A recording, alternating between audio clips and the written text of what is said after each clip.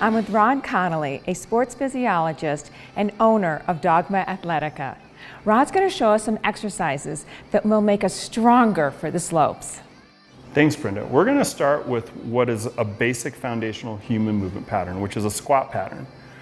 But the way we do it is the key. What we really want to do is learn how do we get our glutes switched on. We want to keep it off of our knees. We want to learn how to line up our knee with our second toe so that when you're out and you're doing a series of squats on your skis, everything is lined up properly.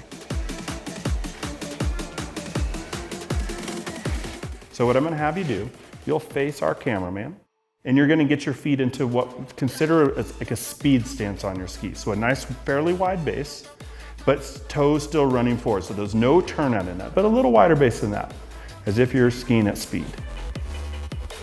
Now what she's going to do is she's going to be really thoughtful that the knees and the second toe stay lined up. Now here's the typical error for a lot of people. The knees cave in, and you can see that angle right there. So she's going to have them, and so she keeps tension on what we would call her external hip rotators.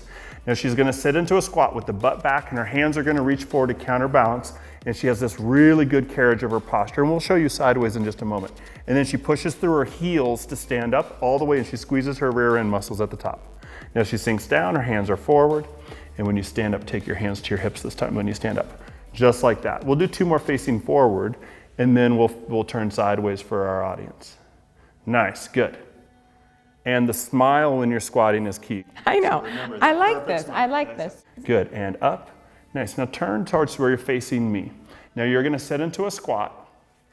Notice how her rear end went back. She loaded her glutes properly. Her heels stayed on the ground, so she's able to really drive her skis. Everything is lined up. There's no rounding of her posture. Now she pushes through her heels and stand up. Good. That was a good Hands back to timing. hips. There you go. Ready? Okay. Forward. We'll hold it for just a second. Glutes are back. Notice no rounding of her spine. And stand up. Continue to squat like that.